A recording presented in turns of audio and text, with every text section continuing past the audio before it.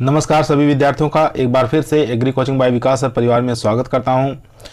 रोज़ हम बेहतरीन प्रश्नों के साथ मुलाकात करते हैं। जो भी ICR, BHU, IBPS, FO, WO, agriculture supervisor, agriculture TGT, PGT जो भी इस तरीके के एग्रीकल्चर की तैयारी कर रहे हैं उनसे संबंधित हम प्रश्नों को आज लेके आए हैं। आज जो प्रश्न रहने वाले हैं हार्टिकल्चर से रिलेटिव रहेंगे, यानी कि 23 क्वेश्चनों को हार्टिकल्चर से रिलेटिव क्वेश्चनों को लेके आए हैं, जो कि बहुत ही मोस्ट और इम्पोर्टेंट क्वेश्चन रहेंगे, जो कि बार बार एग्जामों में रिपीट होता रहता है। चलिए शुरू करते हैं अपने फर्स्ट क्वेश्चन से। फर्स्ट क्वेश्चन हमारा कह रहा है कि बेमेल है, इसमें से बताना है कि बेमेल कौन सा हो जाएगा। किण्वित उत्पाद है, ठीक है, एक तरफ दिया हुआ जैसे फेनी, वोदका, सीडर और सोरक्रोट, ये सब किण्वित उत्पाद है। किस फलों से बनाया जाता है इसको आपको बताना है। तो इसमें से गलत को देखना कि गलत कौन सा है। फेनी क्या काजू से बनाया जाता है, वोदका आलू से बनाया जाता है, सीडर अंगूर से बनाया जाता है, या सोरक्रोट पत्ता गोभी से बनाया जाता है। तो इसका करेक्ट आंसर हो जाएगा, पहले देख लेते हैं, फेनी काजू से बनता है। जी एकदम सही है। फेनी जो है एक किण्वित उत्पाद है, यानी कि शराब होती है, तो ये एक प्रकार की काजू से बनाई जाती है। वोदका ये भी एक आलू से बनाया जाता है, ठीक है। वोदका एक शराब होती है जो कि आलू के किण्वन के द्वारा तैयार किया जाता है, बनाया जाता है।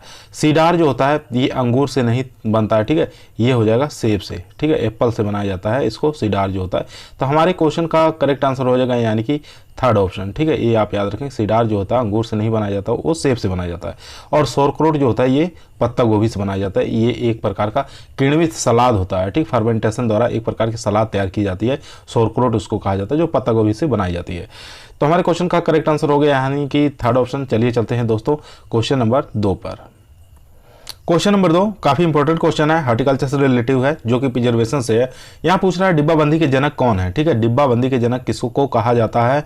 तो यहाँ पे देख लेते हैं ऑप्शन, रॉबर्ट हुक को, या लेवन हॉक को, या रॉबर्ट माइकले को, या निकोलस एपर्ट को। तो डिब्बाबंदी का जनक किसे कहा जाता है, निकोलस एपर्ट को कहा जाता है। फोर्थ ऑप्शन इसमें करेक्ट आंसर हो जाएगा।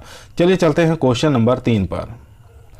क्वेश्चन नंबर 3 कह रहा है, काफी इंपॉर्टेंट क्वेश्चन है, आरटीएस में फल रस और टीएसएस होता है, ठीक है, दोनों चीज आपको बताना है, फल रस बताना है और टीएसएस बताना है, ठीक है। आरटीएस में कितना होता है, यानी कि रेडी टू सोर्स, ठीक है, इसको कहा जाता है आरटीएस, यानी कि इसके अंदर फल रस और टीएसएस दोनों की मात्रा बताना है। 10%, 15%, 25%, 40%, या 15%, 30%, या 10%, 10%। तो इसका करेक्ट आंसर हो जाएगा यानी कि आरटीएस के अंदर फल रस की मात्रा कितनी पाई जाती है, 10% पाई जाती है, और टीएसएस की मात्रा भी कितनी पाई जाती है, 10% पाई जाती है, यानी कि फोर्थ ऑप्शन इसमें करेक्ट आंसर हो जाएगा। चलिए चलते हैं क्वेश्चन नंबर 4 पर। क्वेश्चन यहाँ पे कह रहा है सबसे प्राचीन गार्डन कौन सा है, ठीक है। क्वेश्चन नंबर 4 क्या कह रहा है, सबसे प्राचीन गार्डन कौन सा हो जाएगा। ट्रक गार्डनिंग हो जाएगा, मार्केट गार्डनिंग, किचन गार्डनिंग, या फ्लोटिंग गार्डनिंग, ठीक है। तो इन चारों में से बताइए कौन सा सबसे प्राचीन गार्डन है। तो हमारा सबसे प्राचीन गार्डन जो हो जाएगा वो हो जाएगा किचन गार्डनिंग, ठीक है। थर्ड ऑप्शन इसमें करेक्ट आंसर हो जाएगा। ट्रक गार्डनिंग जानते हैं कि मतलब इसको खेतों में जो सब्जियां उगाई जाती हैं, दूर भेजने के उद्देश्य से जो सब्जियां लगाई जाती हैं दूर के बाजारों में, उसको ट्रक गार्डनिंग के नाम से जाना जाता है। मार्केट गार्डनिंग के बारे में जानते हैं, जो नज़दीक के मार्केट होते हैं उसमें उसको सब फल और सब्जियों को बेचने के लिए जो लगाई जाती है उसको मार्केट गार्डनिंग बोला जाता है। फ्लोटिंग गार्डनिंग किसे कहते हैं, फ्लोटिंग गार्डनिंग का तात्पर्य होता है कि जो हमारे जैसे जम्मू कश्मीर हो गया, ठीक है, हिमाचल हो गया, जहाँ पर झील की संख्या अधिक पाई जाती है, उन झीलों के अंदर सब्जियों को उगाना उसको कहते हैं फ्लोटिंग गार्डनिंग के नाम से जाना जाता है, ठीक है। ये जम्मू कश्मीर के झीलों वगैरह में इसकी खेती करते हैं सब्जियों के रूप में। तो हमारे क्वेश्चन का करेक्ट आंसर हो जाएगा यानी कि सबसे प्राचीन गार्डन कौन सा हो जाएगा, किचन गार्डनिंग हो जाएगा। थर्ड ऑप्शन इसमें करेक्ट आंसर हो जाएगा। चलिए चलते हैं क्वेश्चन नंबर 5 पर। क्वेश्चन नंबर 5 यहाँ पे देख सकते हैं। क्वेश्चन नंबर 5 कह रहा है बारादरी किस गार्डन की विशेषता है, ठीक है। यहाँ पे बताना है बारादरी किस गार्डन की विशेषता है। Japanese garden, English garden, Persian gardening, या मुगल गार्डनिंग। तो बारादरी एक प्रकार का जो गार्डन है ये किसकी विशेषता, मुगल गार्डनिंग का विशेषता, ठीक है। तो फोर्थ ऑप्शन इसमें करेक्ट आंसर हो जाएगा। यह एक औपचारिक नहीं है, ये अनौपचारिक है, ठीक है। किस प्रकार की शैली है, नहीं दोस्तों अनौपचारिक नहीं रहेगी, ये औपचारिक शैली है, ठीक है, औपचारिक शैली का उदाहरण है। औपचारिक शैली में ये पार्सियन गार्डन भी आ जाएगा और मुगल गार्डन, ये दोनों औपचारिक शैली के उदाहरण है। बाकी बारादरी जो है किस गार्डन की विशेषता है, ये मुगल गार्डन का विशेषता होता है। इसमें क्या होता है, यानी कि जो गार्डन होता है हमारा, गार्डन के अंदर दीवार रहेंगी, दीवार के साथ साथ बहता हुआ जल भी रहेगा, ठीक है। इस प्रकार की विशेषता मुख्य रूप से इस गार्डन में देखने को मिलती है, ठीक है। चलिए चलते हैं क्वेश्चन नंबर 6 पर। एक और इंपॉर्टेंट क्वेश्चन यहाँ पे देख सकते हैं। क्वेश्चन कह रहा है टमाटर के सॉस का परिरक्षण किसके द्वारा करते हैं। KMS यानी कि पोटेशियम मेटाबाइज सल्फाइड के द्वारा, या सोडियम क्लोरीन के द्वारा या NaOH के द्वारा या सोडियम बेंजोएट के द्वारा। तो टमाटर के सॉस का परिरक्षण किसके द्वारा करते हैं, ये हो जाएगा सोडियम बेंजोएट के द्वारा किया जाता है। फोर्थ ऑप्शन इसमें करेक्ट आंसर हो जाएगा, क्योंकि टमाटर जो होता है रंगीन फल होते हैं, रंगीन फलों को परिरक्षण के लिए किसका प्रयोग करते हैं, सोडियम बेंजोएट का प्रयोग करते हैं।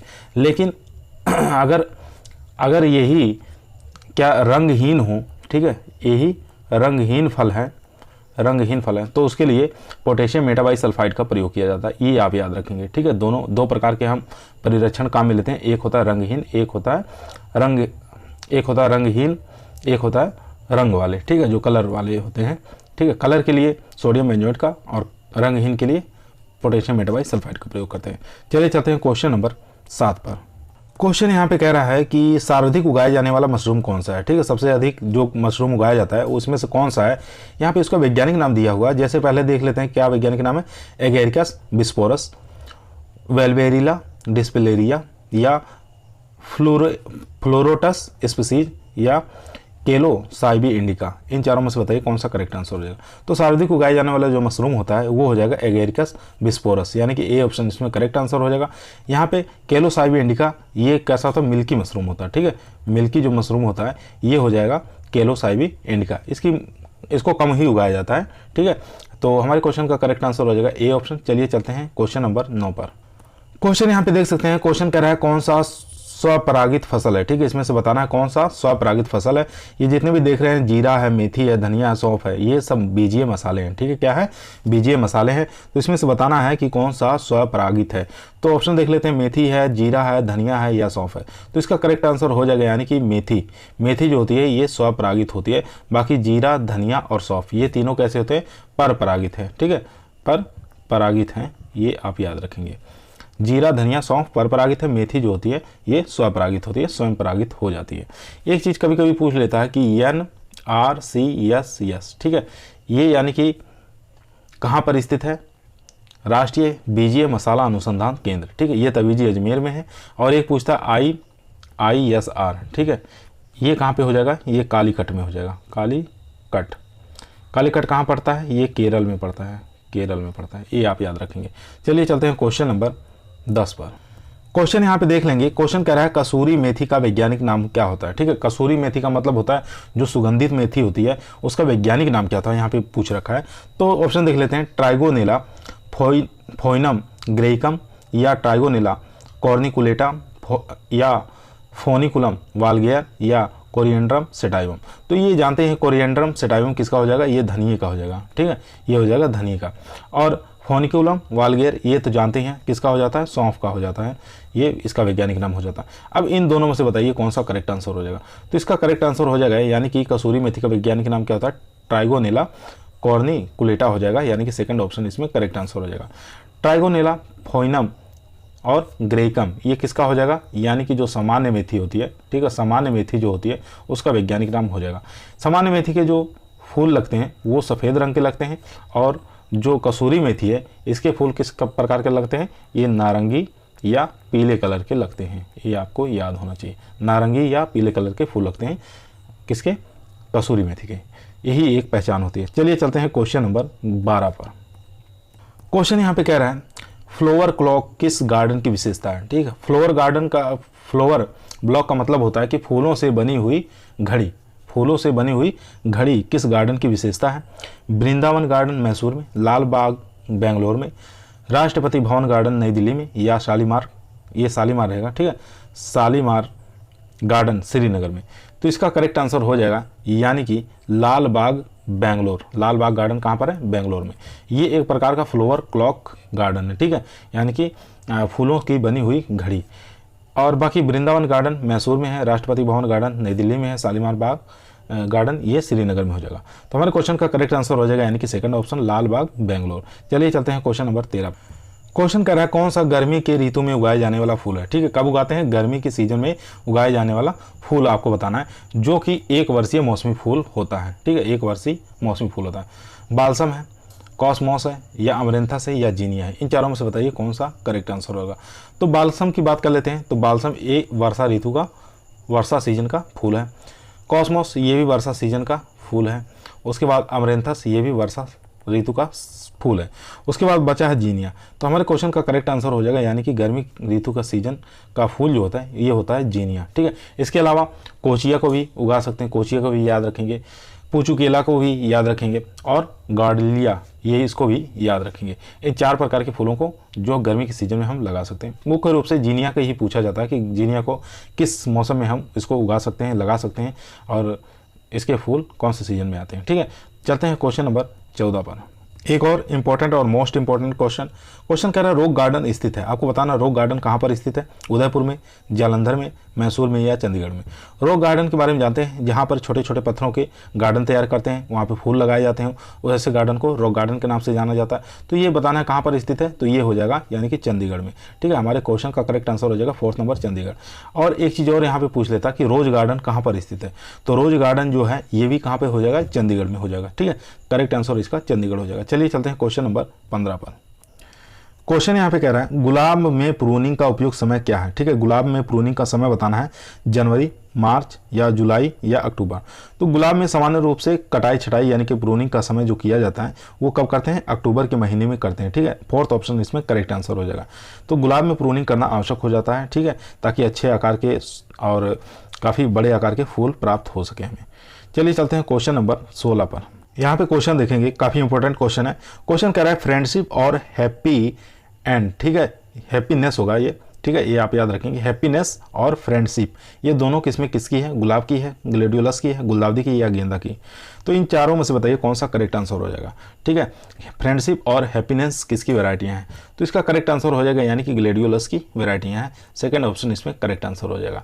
ये हैप्पीनेस और ये फ्रेंडशिप जो वैरायटियाँ हैं ग्लेडियोलस की, ये मुख्य तौर से इसको हम कट फ्लावर्स के रूप में उपयोग किया जाता है। किसमें, कट्स फ्लावर के रूप में इसका उपयोग किया जाता है। और इसकी पत्तियां जो होती हैं ये तलवार नुमा होती हैं। ठीक है, और इसके पुष्पक्रम को क्या कहते हैं, स्पाइक के नाम से जाना जाता है। क्या कहते हैं, इसके पुष्पक्रम को स्पाइक कहा जाता है। इसकी पत्तियां होती है कैसी, तलवार की नुमा होती हैं। और इसके जो रूट्स होते हैं जो कि प्रवर्धन के रूप में हम प्रयोग में लेते हैं उसको कोर्म के नाम से जाना जाता है। इतनी चीज़ें आप लोगों को याद होनी चाहिए। चलते हैं अब क्वेश्चन नंबर 17 पर। क्वेश्चन नंबर 17 कह रहा है पूषा नन्हा किसकी किस्म है। आप लोग जानते हैं पूषा नन्हा एक प्रकार की सबसे बौनी किस्म होती है। किसकी हो जाएगी, ये पपीता की हो जाएगी, यानी कि 4th ऑप्शन इसमें करेक्ट आंसर हो जाएगा। काफ़ी इजी क्वेश्चन था। चलिए चलते हैं क्वेश्चन नंबर 18 पर। क्वेश्चन कह रहा है कौन सा पोषक तत्व बढ़ने से वानस्पतिक वृद्धि बढ़ती है। ठीक है, यानी कि अगर वानस्पतिक वृद्धि उसकी बढ़ जा रही है तो उत्पादन में भी कमी आ सकती है, आफलन की समस्या उत्पन्न हो सकती है, इस प्रकार के विकार उत्पन्न होने लगेंगे।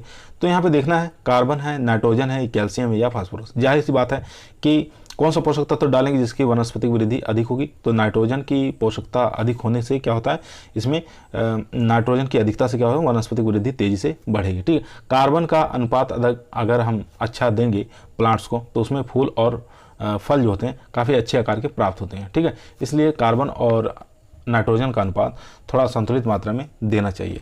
चलिए चलते हैं क्वेश्चन नंबर 19 पर। क्वेश्चन नंबर 19 देखें, काफ़ी इजी क्वेश्चन है। हस्त परागण पाया जाता है। ठीक है, हस्त परागण पाया जाता है किसमें पाया जाता है, अनार में, बेर में, खजूर में या बेलपत्र में। तो इसका करेक्ट आंसर हो जाएगा यानी कि खजूर के अंदर हस्त परागण कराया जाता है। ठीक है, चलिए चलते हैं क्वेश्चन नंबर 20 पर। क्वेश्चन देखिए काफ़ी इंपॉर्टेंट है। क्वेश्चन कह रहा है केले का प्रवर्धन हेतु स्वाड सकर्स का वजन कितना होना चाहिए। ठीक है, स्वाड सकर्स के द्वारा प्रवर्धन करते हैं, सबसे अच्छी विधि केले की स्वाड सकर से ही मानी जाती है। तो उसका वजन कितना होना चाहिए, 100 से 400 ग्राम, 500 से 750 ग्राम या 750 से 1200 ग्राम या 12 से 14 किलोग्राम।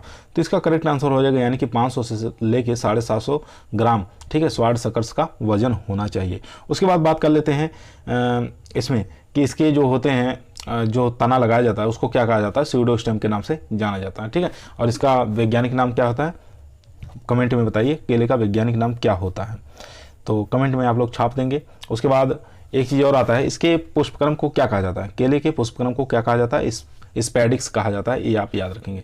चलिए चलते हैं क्वेश्चन नंबर 21 पर। क्वेश्चन नंबर 21 पूछ रहा है अंगूर का उत्पत्ति स्थान कहाँ पर है। ठीक है, अंगूर का उत्पत्ति स्थान बताना है, एशिया माइनर, भूमध्य सागरीय क्षेत्र, इंडो बर्मा या चीन। तो अंगूर का उत्पत्ति स्थान आप लोग जानते हैं एशिया माइनर माना गया है। ठीक है, ए ऑप्शन इसमें करेक्ट आंसर हो जाएगा। या अगर एशिया माइनर ऑप्शन में नहीं है तो आर्मेनिया दे सकता है। ठीक है, क्या दे सकता है, आर्मेनिया दे सकता है ऑप्शन में। तो ये दोनों में से एक ऑप्शन आपको आसानी से मिल जाएगा। ठीक है, या ब्लैक टू कोपन सी के नाम से भी जाना जाता है। चलिए चलते हैं क्वेश्चन नंबर 22 पर।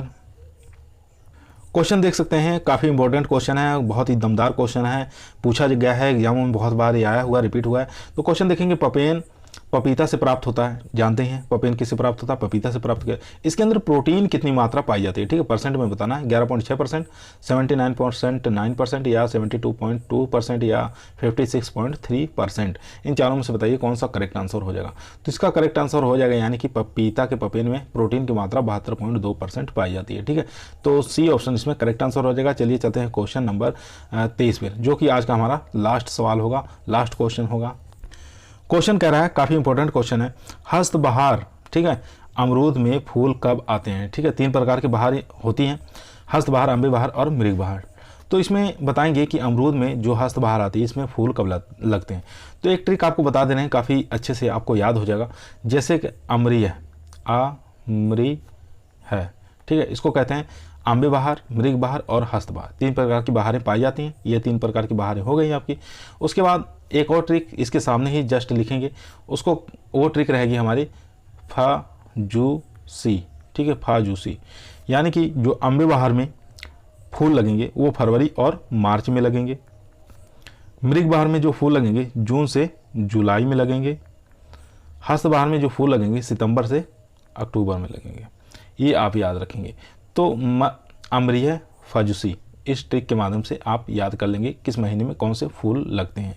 तो यहाँ पे देख सकते हैं कि यहाँ पे हस्तबहार पूछा, हस्तबहार हमारा यहाँ है, तो यहाँ पे सितंबर और अक्टूबर, ये ऑप्शन में दिख रहा है सितंबर और अक्टूबर। तो हमारे क्वेश्चन का करेक्ट आंसर हो जाएगा यहाँ पे 4th नंबर। अगर यही अम्बे बहार का पूछता तो फरवरी मार्च हो जाता, ए के साथ चला जाता। मृग बहार का पूछता तो आपका जून जुलाई हो जाता है, ठीक है। तो अगर हस्तबहार का पूछा तो सामने सितंबर अक्टूबर दिया। चलिए चलते हैं क्वेश्चन आज की हमारी सीरीज यहीं समाप्त हुई दोस्तों। 23 क्वेश्चन की सीरीज थी, काफ़ी इंपॉर्टेंट और मोस्ट क्वेश्चनों को लेके आए हैं। अगर आप हमारे वीडियो को देख रहे हैं तो सभी लोगों को हम धन्यवाद देंगे, और इसी प्रकार के अगर आप लोग वीडियो चाहते हैं तो हमारे चैनल पर बने रहिए। और अगर हमारे चैनल को सब्सक्राइब नहीं किए हैं तो हमारे चैनल को सब्सक्राइब करिए। जैसे कोई नया वीडियो हम लेकर आते हैं तो आपको नोटिफिकेशन तुरंत प्राप्त हो जाएगा। चलिए चलते हैं, आज के वीडियो के लिए धन्यवाद।